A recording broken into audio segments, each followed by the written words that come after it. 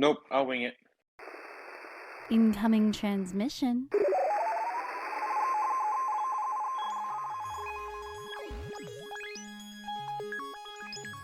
Download complete.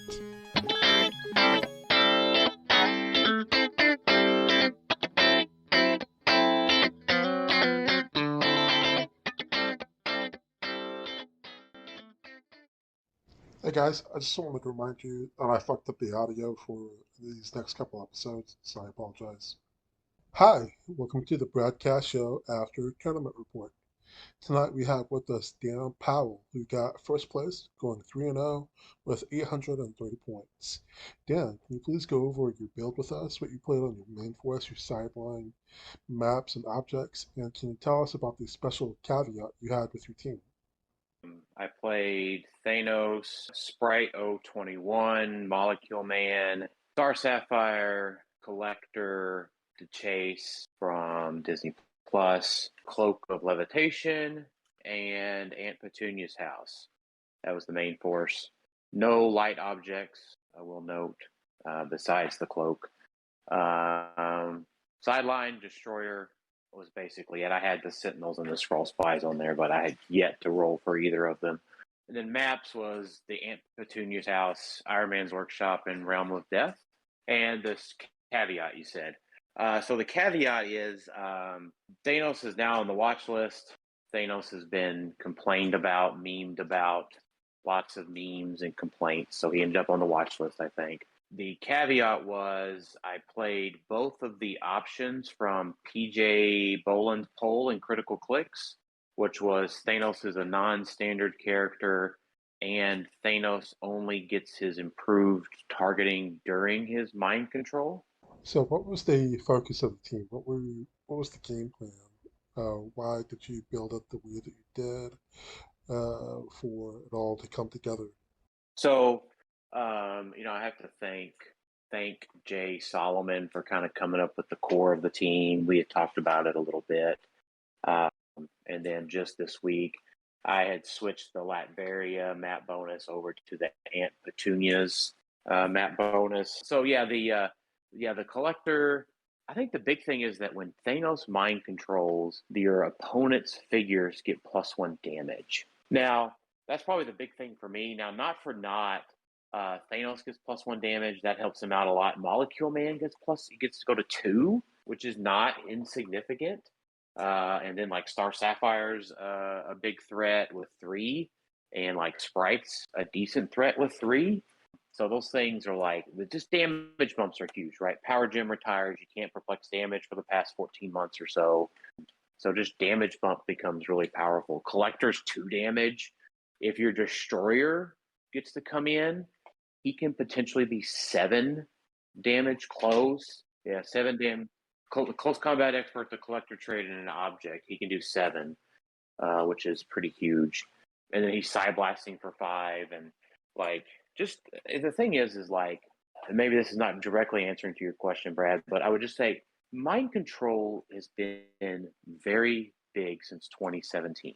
I think a lot of folks often forget, or maybe they don't keep it in the back of their mind. Like, I played Starro a lot. Starro had mind control. I played Uni a lot. Uni had top-down mind control. Even Adam, who I played in the 3rd round, right? Whenever you had Cersei at 300-point Uni, or 295 or whatever he ended up being, you could pick mind control and just move opponents' characters away and make them attack each other and not even engage to get rid of the Colossal Retaliator so that you could act with your own piece without having to have like a Surtur with like Surtur Joker gas come out your 4-point Uni sort of craziness. And of course, mind control is free, is super powerful, right? I get the extra powerfulness that provides, but I mean, I went so many rounds throughout the past 5 years, almost nearly 5 years, with just mind controlling powerful pieces. And now that you get Psyblast, Post Combat Expert, Exploit, all of these crazy cool additional powers stacked on top of it, it's just even wilder than it ever has been. Rookie gets 4 damage, so like he can KO his rookie or his commissioner friend and put damage on something else. there's just all kinds of good options. Yeah, so I mean, it's just mind control is really strong, and plus you get to reposition. So like, I think just people just inherently dislike it, and it's for good reason, right? Mind control, you get to use the good powers, and you just get to disrupt formation, right? Like the Sakarian Iron Man gets to move 7 squares, and then he has an 8 range most of the time after he gets his objects and stuff, right? Um, so I mean, that's just a huge formation disruptor. I honestly forgot what I asked Dan right here with how he played tonight. Is this enough of a fix for Thanos, or does he need more? So I think here's the thing, right? Is that if you just stripped away his mind gem, right? I mean, the only so I think the only way that the masses will be happy is if he's fixed, quote unquote, fixed into oblivion. Because here's the thing: you just take away his mind gem, right? Just forget the mind gem for a moment, right? Thanos can just always pick time. So you've got an 11-click figure that reduces penetrating damage, that has invulnerability, that can have roll super senses. Then, if you do manage to damage him a little bit, then he can soul gem for free or regen for free and then heal off of an attack. And I think so. I think the only way that the masses will be happy is if he's just knocked into oblivion, right? They remove all of his free stuff, that sort of thing. I mean, I think that folks will see the caveat when you do your thing tonight. I'm sure that this comes out after you do your post. I mean, but sorry, I was just saying, like, my main thing was I did get to use mind control as free. That made a big difference, right? Thanks, Dan, for giving some of the insight about the potential fix for Thanos. Can you go over what you think might be some good matchups or bad matchups for Thanos on this particular build? I mean, the bad matchup is kind of always is right now is just anything that pumps out a lot of attacks, right? Which like a lot of things do, but like specifically like you have to really try to outplay and outposition the Scarlet Witch and the Agatha, right? So I think what a lot of people aren't prepared to talk about or don't want to address because Thanos is just such a big bad is that hypermobility in a 4x4 map is super broken in and of itself, right? Because HeroClix is, I think, fundamentally designed around the what is it, 16 by 24 with a 2 square starting area, right? So 4x4s, TK is only designed as a 6 square power. Whenever you're bumping that to 8, it's designed as a power action. Whenever you give it to somebody that can do it for free, now I know they can't do the 8 for free, but like you got Venom Mags, you've got the Flash, who are hyper mobilizing, very powerful pieces that then Agatha can then Voop herself. I don't think folks are ready to say, hey, these 4x4 maps are bad. These hyper free TKs are inherently bad because they turn well, like what Tyler was doing tonight. I mean, I know you're going to talk to him. It turned 0, right? You could potentially just be super hampered, turn 0, but I won't spoil that any further for your later interview. Yeah, it makes it really super hard. I mean, here's the thing. Like, I don't think that it would have been like such a big deal. Thanos wouldn't have been such a big deal if it hadn't been for Realm of Death. And I get that he's thematic. That came out with the Galactic Guardians set, and that was a thing when, I was the Thanos throne or whatever. I think that was about the same time. But like Realm of Death exacerbated Thanos stuff. Yeah, I don't think that data mine is as bad for the opponent as Realm of Death is. Right, and I think that's the big thing, Brad, is that specifically with the condition, quote unquote condition that we played based on PJ's poll, because we have no idea what WizKids might do. So it's just a shot in the dark at this point. But I think what's important in that situation is you have to play Thanos safely. And I already have, for me personally, right? So you gotta remember the pilot has something to do with it. I played Uni successfully throughout his whole entire run in Modern, but I also had the resolve. Let's call it that. The resolve to play Uni defensively. You have to be aware that picking time is more valuable than picking mind based on what your opponent can do the next turn. Right. And if you only get the one gem, right, sometimes you just have to pick time and pass. Right. Or move. Sometimes time, reposition. Thanos flies. Get him the heck out of there. Is this a team that new player or experienced player can just pick up and play, or do you need practice? So this specific team that I played tonight, Brad? Okay, so I would say this specific team that I played tonight is not as new guy friendly as the Spider Thanos versions. I would say like a more veteran competitive player, right, could pick up this version of Thanos, right? But like a newer player or even a veteran casual player, the Spider Thanos teams are a tad bit more forgiving. Hey y'all, I just want to apologize for the audio in this interview if it was confusing for you, with Daniel jumping back and forth with some questions that he answered. The audio from my microphone had cut out for a few of these interviews, and so I just had to skip some parts because I forgot what I asked. Thank you, Dan, for going over the routine and helping us insight about how to play it. Can you go over round one? With your match, you played Brandon Lambert with a Brotherhood team.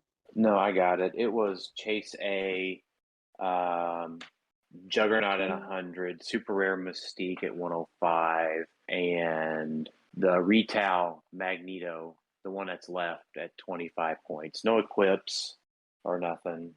So, yeah, House of X, yeah. I won map. I played all 3 matches tonight on Iron Man's Workshop. So, he didn't really have a lot of TK. He was reviving Juggernaut. So, like, the crux of that matchup came down to I just kept tagging his Juggernaut, and then he Colossal Stamina'd missed with his Juggernaut to KO it. And then I got rid of Mystique and just didn't have enough time to KO Chase A. Oddly enough, if Tyler does listen to this, he should play his own piece that he designed. Juggernaut reducing penetrating damage and having a 4/5, the 4/5 imperv on his last click. Juggernaut can be super hard to chew through. So no, like, was it easy? No. Was it straightforward? Yes, right? Because I had to mind control the back line, right? Keep them pushed away, and then Juggernaut's going to be in my face. So just all of my dudes just have to start trying to whittle through him. So, and that's not necessarily easy. Yeah. It's straightforward, but it's not easy. You know what I mean? Right. Yeah. And then, so I would say the big thing is that Molecule Man smoke and the -1 attack made a big difference. Thanks, Dan. Next round, you played against Jack Bashley, another international player. Can you go over his build in your match with this round? No, Jack played, and I played Jack 2 weeks ago, maybe 3. Right, yeah, and he beat me. So it was my rematch. He won map last time. I won map this time, playing on Iron Man's Workshop. He was playing Agatha at 100 with the Darkhold, of course. Doom the Annihilating Conqueror to bring her onto Latveria. Then he was playing Bishop Prime, and then the 2 flashes, 1 charge, 1 TK, Molecule Man, and then the Cloak of Levitation. Yeah, Doom 67. Yeah. So, of course, I won map. So his first turn, he equipped and vooped Agatha out to make the rune and made shard. He did leave me a line open for the mind control because I can get 5 away, and I got space, and I had space, time, and mind. So I had a good gem roll turn 2. So I was able to TK space, mind control as Agatha. He missed the senses, right? It was just a 50-50, or not a 50-50 technically. My joke is it's a 50-50 because, right, either you hit it or you didn't. So she missed her senses. I moved her into her team. She dual target side blasted Doom 67 for 5 because Flash made his super senses. And then I just flew Thanos back and barriered in. So he sent over his charge flash, KO'd my Molecule Man, and then my collector KO'd his flash, so we were tied back again. Agatha vooped over, TK'd vooped around over, attempted to mind control my Thanos and my collector, and they both super sensed out. I outwitted her senses, mind controlled Agatha, punched her for 5, and then Star Sapphire shot her for 3, KOing Agatha. And at that point, it was only Doom 67 left and Bishop, and so it was kind of clean up from there. So last time he won map, and I engaged with Bishop incorrectly, which threw off my pacing 1 turn, which allowed him to Agatha me, or rune marker my Thanos. The opportunity wasn't there to interact with Bishop like there was the first time, so I just interacted with Agatha that I could. Definitely was a lot stricter with my pacing, more of a make him come to me than go over to him. Very cool. All right, so round 3 played against another really good player, Adam Friedman. Can you go over his match? Adam played Thanos Collector, so that was 200 points. No equips, no map bonuses. And then he played Commissioner at 225. Took his build to 225. And then Mary Jane Watson for another 15 points. So that took it 230, 240. And then the remainder of this build was X-Men and Dazzler. Sorry, the Professor X swap and Dazzler. Dazzler gave Shield to Mary Jane Watson because they share a celebrity. And then he ended up swapping to Cypher and Egg for his after his swaps. But I think he also had like Venom Mags as a popular option. So it was a 35-pointer and a 25-point option to swap into. This match just came down to an infinite time game, quote unquote. I have less points on the board than he does. So I win the matchup by 5. So it just depends on how quickly things progress throughout the game. I guess unfortunately for Adam, my turn 1 I equipped and passed. His turn 1, he moved all the way over and put Mary Jane Pogs right next to me. Long and short of it is, my Thanos crit hit him for 6. My Star Sapphire hit him for 3 to knock him off of invulnerability. And then my Molecule Man crit hit him again. He only rolled 1 gem on the next turn. He soul gemmed and healed only 2 clicks, so some low variance for him. The next turn, my Molecule Man, he had also punched my Collector for 1 damage at some point because he broke immunity. I forget how that timing worked out, but maybe it was turn 2 instead of turn 1. But my Collector was on click 2 because he punched it with a paparazzi. So that next turn, after he'd only healed 2, my Collector punched him with a light object for 4. Then I mind controlled his Collector and the paparazzi to finish off his Thanos, and then it was done from there. I mean, he has to engage, right? And it's hard to engage with his backline because of the barrier from Cypher. But yeah, it does make a difference. He has to push the pace on my end. So, but I'd only rolled 1 gem on those 2 turns with, I rolled 1 gem on the power, on the crit hit turn, and then I only had 2 gems the next turn. So, yeah, I mean, he had senses, but so like the extra 2 clicks of damage though was huge because of the crit hits. I mean, I don't know. I just clicked the button and roll 20, right? The game could have definitely went another way. Being that it's 11:43 at night, I don't know if I have much commentary on how it could have went differently, but I understand. I'll let you get out of here. Thanks for doing the interview, and thanks for coming out to the tournament tonight, Dan. I really appreciate it. yeah, thanks for having me on, and thanks for running these, Brad. It's greatly appreciated. All right. Thanks everyone for listening, and I apologize for the audio mess up. It's just a couple more episodes that I fucked up on, not recording my microphone. So bear with it if you're able to, or just skip the episodes. And I hope the quality is better next time. And as always, thank you for listening.